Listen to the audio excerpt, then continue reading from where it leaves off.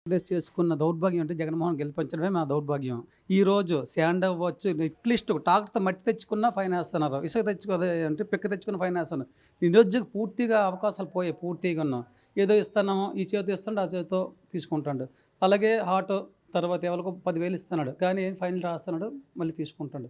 చాలా దౌర్భ పరిస్థితిలో ఉంది. మళ్ళీ ఆయనే గాని వస్తే మనం ఇక్కడ ఉండక్కర్లేదు పూర్తిగాను. ఇంకా వేరే రాష్ట్రం వెళ్ళిపోవాల్సిందే అది పరిస్థితి. రహదారుల పరిస్థితి ఎలా ఉంది? అసలు గోతులు గోతులు చాలామంది చచ్చిపోతున్నారు. రోజు పేపర్‌కి వస్తున్నది. చాలామంది పేషెంట్లు కూడా వచ్చి ఆమె కేవలం ఎందుకు చేసాము ఈ డబ్బుల గురించి రిజైన్ చేసేసారు. అయినా కూడా ఏమాత్రం స్పందన లేదు. సొంత చెల్లి ఈరోజు రోడ్డెక్కిపోయి మాకు అన్యాయం జరిగింది అని చెప్తున్నప్పుడు కూడా అంతకంటే నిదర్శనం ఏం లేదు కదా జనాల మధ్యన. ఇప్పుడు వాళ్ళ సొంత ఫ్యామిలీది. బయటోళ్ళు కాదు. ఏమంటే చంద్రబాబు ఎవరో పెట్టారని కాదు కదా! వాళ్ళ వ్యక్తిగతంగా ఓపెన్‌గా చెప్తుంది ఆవిడ కూడాను. ఈ రోజుకి మన కళ్ళెదురుగా చూస్తాను. ఆమ్దల్స్ road, Srikakulam main head quarter road ఆమ్దల్స్ రోడ్డు. 40,00,000 40 కోట్లది. ఈ రోజుకి లేదు. చేయలేరు కూడాను. అలాగే మన స్టేడియం ఉన్నది. అదే కూటమి స్టేడియం. ఏదో ఎలక్షన్ ముందు చేస్తాం, ఊపుతాం అన్నారు. ఏమీ లేదు. ఈ రోజుకి 4 సంవత్సరాలు 4, 5 సంవత్సరాలు అయిపోతుంది. అది కూడా ఏమి కనీసం ఇటుక పెట్ట కూడా పేర్చలేదు కదా! ఇంకేం చేస్తాడు? ఏమీ లేదు. ఆడెవడికి ఓపెన్ చేస్తున్నారు. ఈరోజు ఎమ్మెల్యేలు కూడా మాట్లాడే పరిస్థితి ఏం లేరు. ఏమంటే కేసులు. ఏమైపోద్దండి? రాష్ట్రం ఎక్కడికి వెళ్ళిపోతుంది? ఎట్టి పరిస్థితుల్లో ఆయనైతే గెలిపించరు కూడా ప్రజలు మాత్రం. వాస్తవం అది. దాంట్లో ఇంకేం లేదు. మళ్ళీ గెలిస్తే మనం ఉండక్కర్లేదు ఆంధ్రప్రదేశ్‌లో ఇంకా. అయితే పాదయాత్రలు ఇచ్చిన హామీలన్నీ నెరవేర్చకపోతే నేను ఓట్లేదు మరి రాను అంటే మనం ఏది ఎక్కడ మందు షాపులు తీయలేదు. ఇంటికి మందు షాపు పెట్టేశాడు. తర్వాత చాలా చాలా చెప్పాడు. ఏది లేదు కదా! ఉద్యోగస్తులు చాలా దారుణంగా ఉన్నారు ఈరోజు. మేస్టర్లు అవ్వచ్చు, ఆల్ డిపార్ట్మెంట్స్ కూడాను చాలా అన్యాయంగా ఉన్నారు. అది రాబోయే రోజుల్లో దాని ప్రతాపం చూపిస్తారు. ఎంతసేపు వాలంటీర్లు ఉన్నారు కదా! వాళ్ళతో చేపిస్తూ ఉంటుంది. తార్కాలైతే వెన్నాళ్ళు జరుగుతుందండి. అది జరగదు ఈరోజు. జనాలు ఇచ్చేసి పదవి ఇచ్చి ఎన్నుకున్న వాళ్ళకి న్యాయం లేనప్పుడు వచ్చాము ఇంకేం చేస్తారు? వాలంటీర్ ఏముందండి చెప్పండి. ఈరోజు 5,000 ఇస్తారు. చంద్రబాబు 10,000 ఇస్తే చంద్రబాబు సపోర్ట్ చేస్తారు. అంతే, అంత తప్ప ఏం లేదు ఇక్కడ. పూర్తి వాళ్ళు కూడా ఇబ్బంది పడుతున్నారు. 5,000తో ఏమవుతుందండి చెప్పండి? రోజుకి 150 రూపాయలు పడుతుంది 5,000 అంటే. 150 రూపాయలు. ఏమీ లేదు. కరెంటు బిల్లు విపరీతంగా పెరిగిపోయాయి. ఏ టు జెడ్ అన్ని పన్నులు, చెత్త పన్ను. ఈరోజు అంగన్వాడీలు కూడా ధర్నా చేశారు. మున్సిపాలిటీ ధర్నా చేశారు. ఆరోగ్యశ్రీ మెడికల్ అన్నారు. వాళ్ళ నాన్నగారు తెచ్చే మెడికల్ కూడా ఈరోజు మొన్న అని చెప్పారు కదా! ఇవన్నీ చాలా అన్ని టోటల్ ఫెయిల్. ఏమంటే నేను డబ్బులు ఇస్తానని చెప్తున్నాడు. కొంతమందికి వస్తుంది. ఏముందది? ఏమీ లేదు. ఇది తారకలితే. అయితే రాష్ట్ర ప్రజలు ఎవరి పరిపాలన కోరుకుంటున్నారు? బాబు రావాలి, జాబ్ రావాలి. బాబు రావాలి, రాష్ట్రం బాగుపడాలి. బాబు గత 5 సంవత్సరాలు చేసి చూపించాడు కదా! అమరావతి అని బిల్డింగ్‌లు చాలామంది అన్నారు. ఏమంటే ఉట్టి గ్రాఫిక్ అని. అక్కడికెళ్ళి చూసి తెలుస్తుంది కదా ఇవన్నీను. ఇప్పుడు ఈయన వచ్చాడు ఏం చేశాడు? చాలామంది నేను ఒక కాంట్రాక్ట్‌ను. మాకైతే కొంత పర్లేదు చాలామంది ఆత్మహత్య చేసుకునే పరిస్థితులు ఉన్నారు. ఈరోజు కాంట్రాక్ట్ వాళ్ళు ముందు రావడం లేదు కూడాను. మీకు అర్థమైందా? నా వరకైతే మేము చేయగలుగుతున్నాం కొంతవరకు. ఇన్నాళ్ళు స్పీడ్ లేదు. మరి నా మనుషులు నేను కవర్ చేయాలి కదా! దానివల్ల చేస్తాను కానీ చాలామంది కాంట్రాక్ట్ నాకు నేను చిన్నోడిని. చాలామంది కాంట్రాక్టులు కూడా ఈరోజు ఆత్మహత్య చేసుకున్నారు. అప్పులైపోయి ఉన్నారు చాలామంది. ఈ రోడ్డు కనీసం రోడ్లు కాదు కదా! కనీసం గుంతలు కప్పలేని పరిస్థితి ఉంది ఈ రోజుల్లోన. ఎక్కడో కాదు మినిమమ్ విలేజ్‌లు కూడా కప్పలేకపోతున్నారు. ఇంకేముంది చెప్పండి ఇది? వాస్తవం కనిపిస్తుందే. మరి ఇప్పుడు ఆల్రెడీ పదవులో ఉన్నోళ్ళు ఏమంటే ఆ స్టేజ్‌ని కాపాడుకోను కాబట్టి వచ్చి ఏదో చెప్తున్నారు బాగుంది, బాగుంది. మనస్సాక్షిగా వచ్చిన మాట కాదది. నోరు ముందు వచ్చిన మాట అది కూడాను. చాలామంది ఎమ్మెల్యే పారిపోతుండ్రు. జగన్మోహన్ తీయడం లేదు. వాళ్ళే పారిపోతుంటే ముందు అనౌన్స్‌మెంట్ చేసేస్తుండే. ఎందుకంటే వెళ్ళిపోతున్నారు. మనం చేసేద్దాం ఉద్దేశంతో ఇంక కాదది. జగన్ సీఎం అయ్యాక మొట్టమొదటి చేసిన తప్పేంటంటే ఒక ప్రజా నివేదికను కూల్చాడు. దాంతో ఆయన తపనం మొదలైంది. నవరత్నాలు అన్నారు, నవ మోసాలు చేస్తున్నాడు. ప్రజల్ని చిత్రహింసలు చేస్తున్నాడు. భ్రాంతులు చేస్తున్నాడు. అసలు ఈ వాలంటరీ వ్యవస్థ ఎందుకు?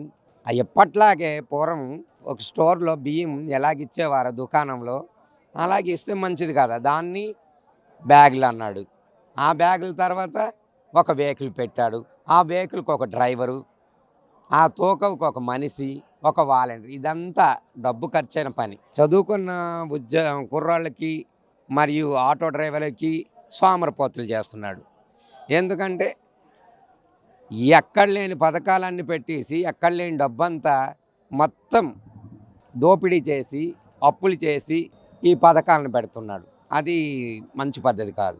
అలాగే ఆయన మద్యం విషయంలో వస్తే మన ఆంధ్రప్రదేశ్ మొట్టమొదటి స్థానంలో ఉంది. ఒక మద్యం షాపులో ₹1,00,000 అమ్మితే కేవలం ప్రభుత్వం చూపించింది అక్కడ ఒక ₹750 మాత్రమే చూపిస్తున్నాడు. మిగతా సొమ్మంతా ఆయన అకౌంట్లోకి వెళ్ళిపోతున్నాయి.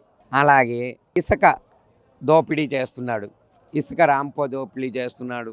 ఇసుక ఇష్టం వచ్చినట్టుగా అమ్ముకుంటున్నాడు. ఇవి కాదు ఎన్నో చాలా చేస్తున్నారు. ఈరోజు మధ్యతరగతి వాళ్ళు కరెంటు బిల్లు కట్టలేకపోతున్నారు. ఆకాశానికి అంటుకుంటుంది. తర్వాత ఇంకో పథకం కూడా ప్రవేశపెట్టాడండి. దాన్ని ఎవరు అంగీకరించలేదు అక్కడ మంత్రులు. ఎవరైనా ఏదైనా ఆస్తి కొంటే, ఒక భూమి కొన్నా, ఒక ఇల్లు కొన్నా ఆయన పేరుని రిజిస్ట్రేషన్ చేయమంటున్నాడు. అది ఎంతవరకు సమైక్యం? బాగుండేది అంటే మా ధాన్యం మేము అమ్ముకున్నాం సార్. మా మిల్లర్స్ మేము తీసుకెళ్ళి మా మద్దతు ధరకు మేము అమ్ముకునేవాళ్ళం. అది బాగుండి బాగలే అమ్ముకుంటాం. ఇప్పుడు ఏంటి చేస్తారంటే ఇప్పుడు వెళ్తే సచివాలయంలోన ట్రక్ సీట్ అని ఈ సీట్ అని అంటారు సార్. ఆ ట్రక్ సీట్ ఎక్కడికి ఇచ్చేసి ఎక్కడికి వెళ్ళిపోతున్నాయి సార్. అక్కడికి వెళ్ళిపోయిన తర్వాత 5 క్వింటాలు వేయాలా, 5 టన్నులు వేయాలా. 5 టన్నులు వేయాలంటే ఒక్కోసారి ఎక్కువైపోతుంది. అక్కడ మా మిల్లోడు ఏం చేస్తున్నాడు, పావలా కొంట అది పావలా కొంట. రెండోది ఏంటంటే అక్కడికి వెళ్ళిన తర్వాత ఇక్కడి నుంచి అరసవిల్లు వచ్చిన సరుకు అనేది ఎక్కడికో ఇచ్చేస్తున్నాడు. నర్సన్పేట ఇదో ఇచ్చేస్తున్నాడు, ఇచ్చేస్తున్నాడు. ఇక్కడ నుంచి ట్రావెలింగ్ ఛార్జ్ మాకు చాలా ఎక్కువైపోతుంది. ట్రావెలింగ్ ఛార్జింగ్ కూడా మాకు ఇస్తున్నాడు, అంత ఇవ్వడం లేదు. 850 రూపాయలు ఇస్తున్నాడు. తరుగు మించు బాగోలేకపోతే అంటే బాగున్న సరుకు కానీ మిల్లాడు ఏం చేస్తున్నాడంటే 5 ఇసుకలు తీసుకుంటాడు, 10 ఇసుకలు తీసుకుంటున్నాడు. అలాగనే ఒకసారి కలెక్టర్ ఆఫీస్కి వెళ్ళి కంప్లైంట్ ఇచ్చాం. కలెక్టర్ ఆఫీస్ కంప్లైంట్ ఇస్తే కలెక్టర్ గారు ఏంటంటే ఆలు ఒకటి అయిపోయి, మిల్లుల ధర ఆలు ఒకటి అయిపోయి, మరి వాళ్ళకి మిల్లర్ మీరు చూసుకొని మాకు సంబంధం లేదు, నా చేతులు ఇచ్చేస్తారు సార్. జరిగింది ఇచ్చేసినది. రైతుకి అయితే కొంచెం అన్యాయం జరిగింది సార్. అది చంద్రబాబు నాయుడు రాలి బాబు బాగుంటాడు. జగన్మోహన్ రెడ్డి మాకు మందు అలవాటు ఓసి మంచి మందు దొరికింది. ఇది రైతులది మందు అమ్మేసి మాకు కడుపు పేగులు కూడా కొట్టేసేవి. మంచి మందు అమ్మడం లేదు. ఇలా మా పరిస్థితులకు ఉంది. ఏ కూలీలు అంటే అందరికి ఏటి లేవు. ఈ రైతు భరోసా అంతా అంటూ మాకు సబ్సిడీలు కూడా రావడం లేదు. మనం ఎక్కడికి వెళ్ళినా సబ్సిడీ లేవు. ఒక బోల్ట్ కొన్నా 1000 రూపాయలు, ఏ కొన్నా ఒక మిషన్ కొనాలైనా ఇన్నాళ్ళు చంద్రబాబు ఉన్నప్పుడు సబ్సిడీ ఇచ్చాడు మా మిషన్లకి. వీటికి మాకు పూర్తిగా రైతులకు నాశనం చేసాడు. ఆ ఎరువు 1300 ఉంది, 1450 చేసాడు. సబ్సిడీ కూడా లేదు. అని ఏడు బాగుందా గుంత అయిపోతుంది బాగోడని. అదేదో మందు వచ్చింది, ఏదేది నామిడి గోల్డ్ చూడు మందు కొడతాము ఎదకి. ఆ మందు కాక ఈ మందు దించాడు పదలు చచ్చిపోనాకి. 20 రూపాయలు నిబ్బి అది 300. ఇప్పుడు ప్రజలు మళ్ళీ బాగుండాలంటే ఎవరు పెట్టాలి? చంద్రబాబు నాయుడు రావాలండి. చంద్రబాబు నాయుడు వస్తే బాగుంటారు. రాజధాని అది కూడా తయారైపోను. ఇప్పుడు పిల్లలు ఉద్యోగాలు ఏటి ఉద్యోగాలు లేవు. ఈ సున్నాలు ఏతకి వీటికి వెళ్ళిపోతారు, గీదలు కోసుకుంటారు. చంద్రబాబు నాయుడు వస్తే బాగుపడతామంటే మా భూములు ఉన్న ఏదో చెక్క ఉంటుంది.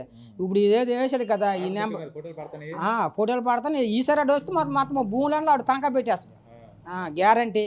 ఈసారి అటు వస్తే మా భూములలో తనఖా పెట్టేస్తాడు. అదే అంతన్నా సర్వే ఏడు చేశాడు. భూమి సర్వే ఏడు చేశాడు. ఎంత ఫలానా భూమి ఉంది తనఖా పెట్టేసి అప్పు తెచ్చేసి ఇచ్చి నాకు ఆడి పరిమాణం అలాగ ఉంది. ఏటి లేదు. జగన్మోహన్ రెడ్డి అధికారంలోకి వచ్చాక ప్రజలకు ఏ విధమైన మేలు చేయలేదు. ఫస్ట్ మద్యపాన నిషేధం అన్నాడు, అది ఇంటికో షాప్ ఇచ్చాడు ఇప్పుడు నిషేధం లేకుండా. అలా కాకుండా ప్రజలకి ఇబ్బంది పడుతున్నాడు. ఇసుక మీద శాండ్ లేకుండా దోచుకుంటున్నాడు. ఇక్కడ శ్రీకాకుళం శాండ్ అంతా డంప్ చేసి కడప బెంగళూరు డంప్ చేస్తున్నాడు. ఇక్కడ అధికారం దుర్వినియోగంతో ఏదైనా యాంటీగా మనం మాట్లాడితే మన మీద కేసులు పెట్టి అక్రమంగా ఇరికిస్తున్నారు. ఇది జగన్మోహన్ రెడ్డి తాలూకు పరిపాలన ఇలా ఏడుస్తుంది ఇక్కడ ఏపీలోనే. పోనీ ఏదో మనం ధర్నా చేద్దాం అంటే మన మీద కేసులు పెడుతున్నారు. ఇంకేది చేద్దామైనా మనకి ఇంట్లో నుంచి రావడం కంటే అక్కడే బంధిస్తున్నారు. ఇప్పుడు అధికారంలో ఉన్న నాయకుడి మీద మనం ఏది చేయాలి, ఏదైనా చేయాలంటే మనం మాట్లాడడానికి ప్రజలకు కూడా అవకాశం ఇవ్వట్లేదు ఆయన. అలాంటి పాలనలో ఉన్నాడు అతను. మధ్యతరగతి కుటుంబ పరిస్థితి పూర్తిగా బాగోలేదు. పన్నులు లేవు.